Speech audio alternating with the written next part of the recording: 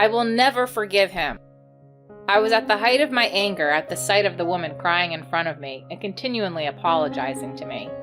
I was determined to make the person who had caused my parents so much trouble in the past and had been successfully forgiven each time pay for his sins once and for all. I am Celine, 29 years old, and I have just given birth to a child with my husband Alfred, and I am now a housewife. We were colleagues in an international company, and Alfred works in a department that requires him to travel abroad frequently. Therefore, from the beginning of our marriage, we both agreed that when I gave birth, I would go back to my hometown until things settled down. My parents' home is a train ride away, and I had talked to them about it beforehand, and they had given their consent. I'm sorry I couldn't be with you. I'll find time to come see you. Also, about your brother. He's out of the family home and he's married, so I don't think it will happen again. My parents have told me that they won't let that man near their house while I'm there. As I was packing for my trip home, Alfred spoke to me worriedly. I have an older brother, 3 years older than me, and our relationship is not a good one. Ever since we were children, my older brother, who was bigger than me, used to treat me as if I were his errand boy, and would often give me a slight poke if I didn't do his bidding. I was small compared to my brother, so I would fall down if he gave me a light poke, and I was even afraid of him squatting over my big body. However, when my brother entered junior high school, I realized that something was wrong with him because of the words of his friends and teachers, and I discussed my feelings about him with my parents behind my brother's back. Although I had told my parents repeatedly about my brother's attitude, this was the first time they put a lock on my room. My brother was either too busy with his junior high school life or he had lost interest in me, but he gradually became less and less involved in my life. However, when he entered high school, he started behaving badly, causing problems, and my parents would often go to the other party or his school to apologize. I got caught taking money out of Mom's purse, but I told her it was your fault, so you need to cover for me. One day, I was going to the bathroom when I ran into my brother. When he saw me there, he smirked and told me to take the blame. No way! If you apologize properly, she'll forgive you. Shut up and do what I say. My brother tried to hit me for arguing with him, but at the time I was learning judo because of a certain anime I admired, so I was able to fend him off and keep my balance. He made a pretty loud noise and went face first into the floor. He quickly regrouped and came at me again, but because of the loud noise, my parents rushed over to see what was going on. George tried to make me take the blame for stealing money, and when he tried to hit me, I dodged him and he fell down. I explained the whole story. My brother refuted my words, but my parents believed me because of the situation and his behavior. They grounded him from school for a while, gave him no allowance, and took away his cell phone and banned him from contacting me. My brother seemed to be very angry at me for this, but my father strongly reprimanded him, saying that if he kept this up, he would get kicked out of the house. I went to college in a rural area and left home, got a job in the same area, and married Alfred. Alfred knows this story and has actually met my brother. Alfred was worried that my brother might do something to me again as I was with child. I told Alfred that there was nothing to worry about because of what my parents said, but the real reason was Alfred's appearance. Alfred is of mixed race. He is a bit bigger than my brother, who is a bit stouter, and to be honest, he gives a pretty scary first impression, and he actually works out a lot, which my brother would have never been able to match. He only attacked me because he knew that I was small and female and that I would not be able to fight back, so he would not even try to fight me now in Alfred's presence. Typical of the cowardly type who changes his attitude depending on the person he is dealing with. I was afraid to tell Alfred, who looks scary but is actually very sensitive, so I didn't tell him the truth. A few days later, I was back at my parents' house for a trip home as planned. I was talking to my mother, who came to pick me up, and she explained what had happened with my brother.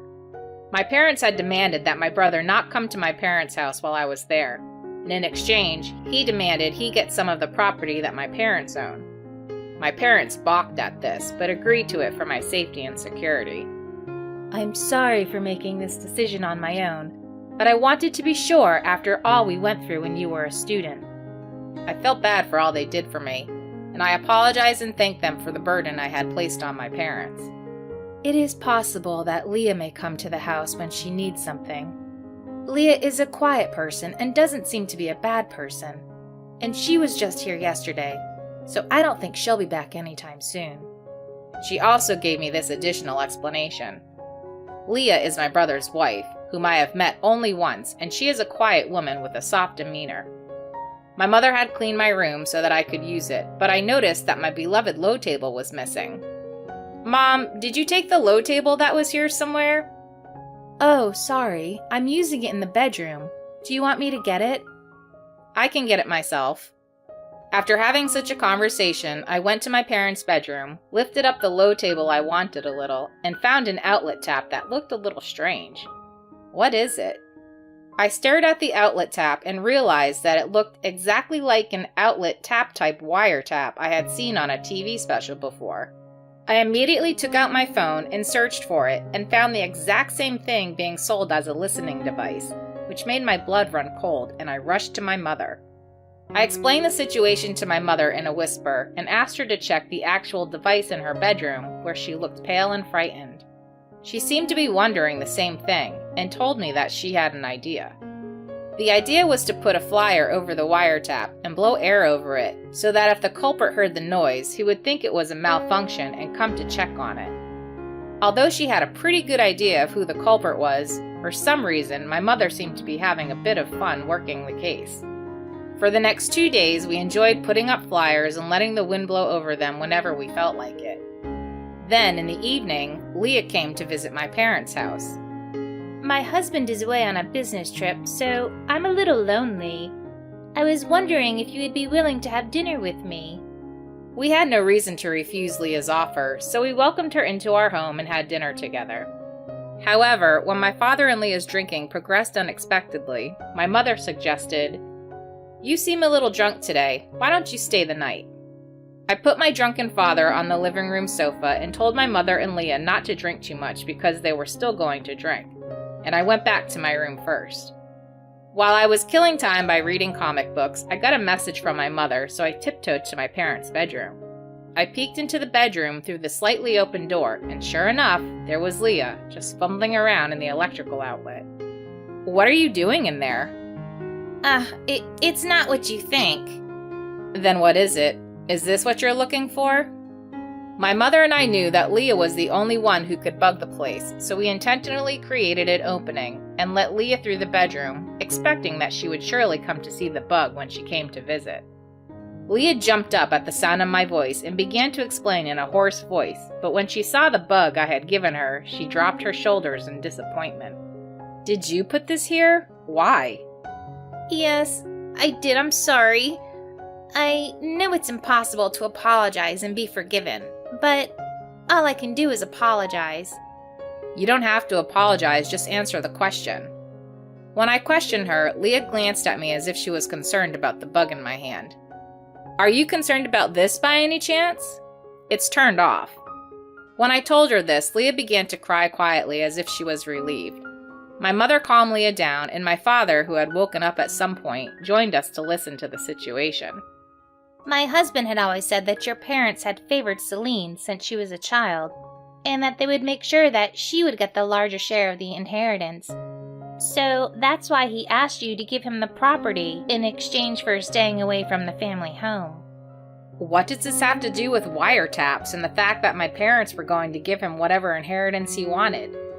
"My husband told me that the decision would most likely take place in the bedroom or living room, and asked me to bug the place. I refused at first, but then he began to hit me when I didn't do what he said." "Oh no!" The story told by Leah was shocking, but on the other hand, given my brother's character, it was believable. Leah is still crying and apologizing to us.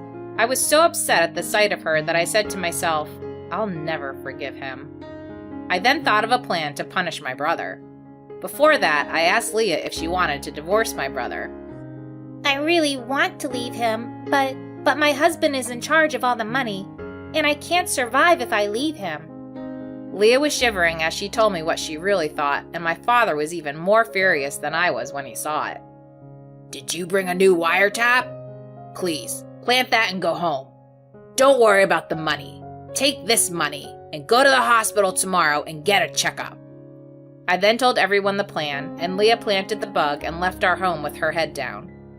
And then, after everyone followed the plan, it was decided that my brother would be invited to my parents' house for the weekend. On the day of the operation, my brother, Leah, myself, and my parents were gathered in the living room. I explained to Celine that I was going to give you a piece of real estate. I thought it was time for you to decide which property you'd like because of that. Celine, it's been a long time. I know your selfishness got us into this mess, but I'm grateful for it now. I already know what I want. The mountain on the edge of the next town over. Give me that mountain. My brother was quick to specify the mountain that's been passed down from generation to generation on our father's side. But that mountain... What? We agreed you'd give me whatever I want, right? You're not going to refuse and give it to Celine, are you? Of course not. The scene was quickly getting worse, and my brother started grinning at the sight of it. Then it's settled. Get on with the process. I don't want to have anything to do with this family that loves my sister so much. My brother left with Leah with a triumphant smile on his face. My parents immediately asked a lawyer to make a living donation to my brother for the mountain in question, and the name change for the property went smoothly. About a week later, the lawyer informed me that the procedure had been completed. I contacted Leah to let her know that the procedure was completed. The name change has been completed. If you want to get a divorce, now is the time. As soon as I told Leah that, she got a lawyer immediately and filed for divorce against my brother and demanded alimony. Because of the circumstances, Leah took refuge at a friend's house, and she proceeded with the divorce proceedings from there. My brother refused to pay alimony at first, but finally he agreed to Leah's request, and the divorce was finalized a few weeks later. During the divorce, my parents and I had decided to move to the area where I was living with Alfred and sell the family home. A few weeks later, I received a call on my cell phone from my brother. When I answered it, he was terribly agitated. Where the hell are you? Where are Mom and Dad? He asked angrily. What happened? I asked back, and my brother quickly started explaining his situation. Apparently, my brother wanted to use the mountain he inherited to pay his alimony to Leah. However, it turned out that the mountain was of no use at all, and in fact, the maintenance costs and property taxes would make him lose money. He tried to question our parents about this, but he could not locate them, so he contacted me. As I listened to my brother's story, I was pleased with the success of the operation. After Leah bugged the house and left, my parents held a conversation in the bedroom. Let's give George whatever piece of property he wants. As long as Celine gets that mountain, that's all that matters. Yes, the mountain is the most valuable, and it would be worth more than all the others combined. And so on and so forth. Incidentally, this was a complete lie, as the mountain had been passed down from generation to generation, and it was worthless. So it could not be sold, which was a constant source of headache for our family. I had been discussing with my parents about whether or not I could dispose of the mountain, and if I couldn't, I would inherit it, and they would give me a larger share of the inheritance to pay for the maintenance and taxes. But the wiretap made me think that my brother could somehow inherit it, so I asked my parents to put on a show in front of the wiretap. And my brother, who heard the conversation through the wiretap, designated the mountain as the property that he wanted to inherit, just as I had intended. And before my brother knew the true value of the mountain, Leah filed for divorce, and my brother believed his parents' story and accepted Leah's demand, believing that he would get a large sum of money. I was quite surprised at how well everything went according to plan. Hello? So do you know where Mom and Dad are? If I did know, I wouldn't tell you. If they didn't tell you where they are, it means they want to cut ties. Who the hell do you think you're talking to? Do you have a problem with my wife? When I talked back to my brother, who raised his voice threateningly, Alfred, who was listening to it over the speaker, spoke to my brother. Alfred's voice instantly made my brother sound deflated. Are we done? I'm hanging up now, I said, and ended the call. I reported this to my parents, who decided to communicate with my brother through a lawyer from now on. My brother ended up with a large debt for the alimony to Leah, and for the maintenance of the mountain, and property taxes, but he was stuck in a situation where he had no way to escape bankruptcy and was in a state of limbo. Fortunately, my brother doesn't even know where I live, so he won't be able to locate me. By the way, they said they would not help, but my parents have paid a portion of my brother's alimony to Leah. I'm so sorry for what my son did. I can't apologize enough. No, I'm really sorry that I did something so inhumane as wiretapping. I can't thank Celine enough for giving me the opportunity to get out of that near brainwashing, and the two of you for helping me financially. Leah bowed her head to us with a clear expression on her face after being freed from my brother's cruelty. Afterwards, Leah contacts us once in a while and tells us that she is living her new life with the help of her brother and his wife. She wondered why she did not seek help earlier, and she has been volunteering her time to counsel women who are thinking of divorcing their husbands but are hesitant to do so. My parents bought a condominium near our house, and I enjoy raising my child by inviting my mother to my home and having her teach me how to raise my children. Alfred is also happy that my parents have moved, saying that he can go on business trips with peace of mind, knowing that they are close by since he is often away from home.